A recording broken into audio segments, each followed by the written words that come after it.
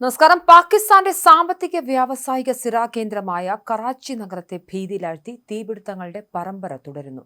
നഗരത്തിലെ തന്ത്രപ്രധാനമായ ഇടങ്ങളിലും വ്യാപാര കേന്ദ്രങ്ങളിലും ഒരേ സമയം തീപിടുത്തങ്ങൾ റിപ്പോർട്ട് ചെയ്യപ്പെട്ടതോടെ ഇതിനു പിന്നിൽ ആസൂത്രിതമായ അജ്ഞാത കരങ്ങളുണ്ടെന്ന സംശയം ബലപ്പെടുകയാണ്. കറാച്ചിയുടെ പ്രശസ്തമായ വ്യാപാര കേന്ദ്രമായ ഗുൽപ്ലാസയിലുണ്ടായ തീപിടുത്തമാണ് നഗരത്തെ ഒന്നടങ്കം ഭീതിയിലാഴ്ത്തിയ സംഭവങ്ങളുടെ തുടക്കം. ജനുവരി അവസാന വാരം നടന്ന ഈ അപകടത്തിൽ വലിയ തോതിലുള്ള സാമ്പത്തിക നഷ്ടമാണ് ഉണ്ടായത്. വസ്ത്രങ്ങളും ഇലക്ട്രോണിക് ഉപകരണങ്ങളും വിൽക്കുന്ന നൂറുകണക്കിന് കടകളുള്ള ഈ മാളിൽ തീ പടർന്നത് നഗരത്തിലെ സുരക്ഷാ ക്രമീകരണങ്ങളെക്കുറിച്ച് വലിയ ചോദ്യങ്ങൾ ഉയർത്തിയിരുന്നു. ഈ സംഭവത്തിന് പിന്നാലെ നഗരത്തിന്റെ വിവിധ ഭാഗങ്ങളിൽ സമാനമായ രീതിയിൽ അഗ്നിബാധകൾ റിപ്പോർട്ട് ചെയ്യപ്പെട്ടു തുടങ്ങിയതോടെയാണ് ഇതൊരു ആസൂത്രിത നീക്കമാണോ എന്ന് അധികൃതർ സംശയിച്ചു തുടങ്ങിയത്. നഗരത്തെ നടുക്കിയ ഏറ്റവും വലിയ ദുരന്തം ജനുവരി 17-ന് ഷോപ്പിംഗ് മാളിലുണ്ടായ വൻ തീപിടുത്തമായിരുന്നു. 79ഓളം പേരുടെ ജീവൻ കവർന്ന ഈ അപകടം കറാച്ചിയിൽ അഗ്നിശമന സേനയ്ക്ക് വലിയ വെല്ലുവിളിയാണ് ഉയർത്തിയത്. ഏകദേശം 2 ദിവസത്തോളം നീണ്ടുനിന്ന കഠിനമായ പരിശ്രമത്തിനൊടുവിലാണ് തീ പൂർണ്ണമായി അണയ്ക്കാൻ സാധിച്ചത്. രക്ഷാപ്രവർത്തകർ അവശിഷ്ടങ്ങൾക്കിടയിൽ നടത്തിയ തെരച്ചിലാണ് പലരുടെയും മൃതദേഹങ്ങൾ കത്തിക്കരിഞ്ഞ നിലയിൽ കണ്ടെടുത്തത്. ഇത്രയും അധികം ആളുകൾക്ക് ജീവൻ നഷ്ടമായത് നഗരത്തിലെ കെട്ടിടങ്ങളിലെ അഗ്നിസുരക്ഷാ മാനദണ്ഡങ്ങളുടെ പോരായ്മയിലേക്കും വിരൽ ചൂണ്ടി. ഏറ്റവും ഒടുവിലായി കഴിഞ്ഞ വെള്ളിയാഴ്ച ഉണ്ടായ സംഭവങ്ങൾ സ്ഥിതിഗതികൾ കൂടുതൽ സങ്കീർണമായിരിക്കുകയാണ്. നഗരത്തിലെ കുടിവെള്ള വിതരണ ശൃംഖലയെ താറുമാറാക്കിക്കൊണ്ട് ഒരു പമ്പിംഗ് സ്റ്റേഷനിലടക്കം സ്ഫോടനം നടന്നു. ലക്ഷക്കണക്കിന് ജനങ്ങളെ നേരിട്ട് ബാധിക്കുകയും കുടിവെള്ള വിതരണം പൂർണ്ണമായി നിലയ്ക്കുകയും ചെയ്തു.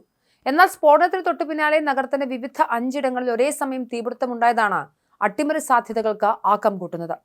പ്ലാസ്റ്റിക് ഫാക്ടറി, പാക് വ്യോമസേന മ്യൂസിയം, കോടതി സമുച്ചയം തുടങ്ങിയ സുപ്രധാന മേഖലകളെ ലക്ഷ്യമിട്ട് നടന്ന ഈ സംഭവങ്ങളെ അതീവ ഗൗരവത്തോടെയാണ് അന്വേഷണ ഏജൻസികൾ കാണുന്നത്. കറാച്ചിയിലെ വ്യവസായ മേഖലയുടെ നട്ടെല്ലായ പ്ലാസ്റ്റിക് നിർമ്മാണ ഫാക്ടറിയിൽ ഉണ്ടായ തീപിടുത്തം വലിയ സാമ്പത്തിക പ്രത്യാഘാതങ്ങളാണ് ഉണ്ടാക്കിയിരിക്കുന്നത്. കത്തുന്ന വസ്തുക്കളുടെ വൻ ശേഖരമുണ്ടായിരുന്ന ഫാക്ടറിയിൽ തീ പടർന്നത് അതിവേഗത്തിലായിരുന്നു. കോടിക്കണക്കിന് രൂപയുടെ യന്ത്ര സാമഗ്രികളും അസംസ്കൃത വസ്തുക്കളും കത്തിയമർന്നതിനൊപ്പം നഗരത്തിന്റെ ഉൽപാദന മേഖലയെ തളർത്തുക എന്ന ലക്ഷ്യം ഇതിന് പിന്നിലുണ്ടോ എന്നും അധികൃതർ സംശയിക്കുന്നു. കേവലം ഒരു ഷോർട്ട് സർക്യൂട്ട് എന്നതിലുപരി കൃത്യമായ ഇടവേളകളിൽ നഗരത്തിലെ സാമ്പത്തിക സ്രോതസ്സുകൾക്ക് നേരെ ഇത്തരം ആക്രമണങ്ങൾ ഉണ്ടാകുന്നത് ഗൗരവകരമായ സുരക്ഷാ വീഴ്ചയായി വിലയിരുത്തപ്പെടുന്നുണ്ട്. സാധാരണ നിലയിലുള്ള അഗ്നിബാധകളിൽ നിന്ന് വ്യത്യസ്തമായി അതീവ സുരക്ഷയുള്ള പാക് വ്യോമസേന മ്യൂസിയം പോലുള്ള ഇടങ്ങളിലേക്ക് തീ പടർന്നത് സുരക്ഷാ ഏജൻസികളെ ഞെട്ടിച്ചു.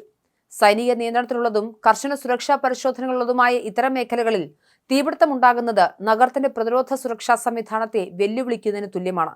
വ്യോമസേനയുടെ ചരിത്രരേഖകളും വിമാനങ്ങളും സൂക്ഷിച്ചിരിക്കുന്ന ഈ കേന്ദ്രം ലക്ഷ്യമിടുക വഴി രാജ്യത്തിന്റെ അഭിമാന ചിഹ്നങ്ങളെ തകർക്കാനാണോ അജ്ഞാതർ ശ്രമിച്ചതെന്നും അന്വേഷണ സംഘം പരിശോധിക്കുന്നുണ്ട്.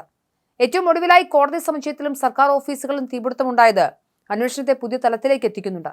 സുപ്രധാനമായ കേസുകളിലെ ഫയലുകൾ, ഭൂമി സംബന്ധമായ രേഖകൾ, ഔദ്യോഗിക വിവരങ്ങൾ എന്നിവ സൂക്ഷിച്ചിരുന്ന ഇടങ്ങളാണിവ. രേഖകൾ നശിപ്പിക്കുക എന്ന ലക്ഷ്യത്തോടെ ആരെങ്കിലും ആസൂത്രിതമായി തീയിട്ടതാണോ എന്ന സംശയവും ബലപ്പെട്ടിട്ടുണ്ട്. ഒരേ ദിവസം തന്നെ സാമ്പത്തിക, സൈനിക, ഭരണഘടനാ സ്ഥാപനങ്ങൾ ലക്ഷ്യമിട്ടുണ്ടായ തീപിടുത്തങ്ങൾ നഗരത്തിലെ ക്രമസമാധാന നില തകർക്കാൻ ലക്ഷ്യമിട്ടുള്ള സംഘടിത നീക്കമായാണ് സീനിയർ പോലീസ് ഉദ്യോഗസ്ഥർ നിരീക്ഷിക്കുന്നത്.